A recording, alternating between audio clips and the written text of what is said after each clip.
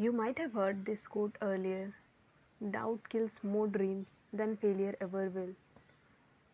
So let that sit for a second, because most of the time it's not the world stopping you, it's you whispering, maybe I'm not good enough. And the scariest part, self doubt doesn't shout, it slowly eats you from the inside, quietly. Self doubt is sneaky, it doesn't come in one big moment, it shows up in small thoughts like, will they judge me? Maybe I shouldn't try. Or what if I fail? And before you even start, you stop. Failure isn't the villain. At least failure teaches you something. But self doubt, it convinces you to never even take the first step. Imagine this: you get an email for an interview, a company you always dreamed of. You should be excited, right? But your mind starts another story. What if they ask something I don't know? Or others are better than me? Or maybe I shouldn't even go? And guess what? You walk into that interview room already defeated. Not because you are less capable, but because your doubt already told you the ending. Half the time, you don't lose opportunities. You reject yourself before anyone else can. Or think about personal growth.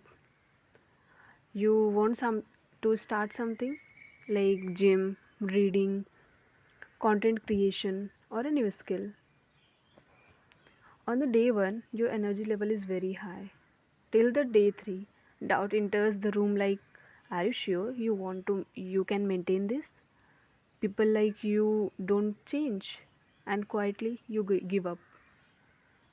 Not because you can't do it, but because that little voice told you you are not capable. Self doubt kills more progress than lack of time, lack of money, or lack of talent ever will. So, let me give you two practical tools you can start today. First one is the journaling trick. Name the doubt. Whenever you feel stuck, write down, what exactly am I afraid of? You will realize most fears are just assumptions, not facts. Naming your doubt weakens it. And the second one is the small wins list.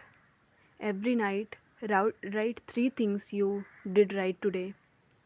Every tiny things count. Like, it may be you woke up early today, send that one email, studied for 20 minutes. Small wins build confidence, and confidence kills doubt. So listen, you don't lack potential, you lack belief. Failure won't stop you, but doubt will. So from today, don't let that quiet voice control your story. Try, show up, and take that step. Your dreams don't need perfection, they need you, without doubt dragging you back.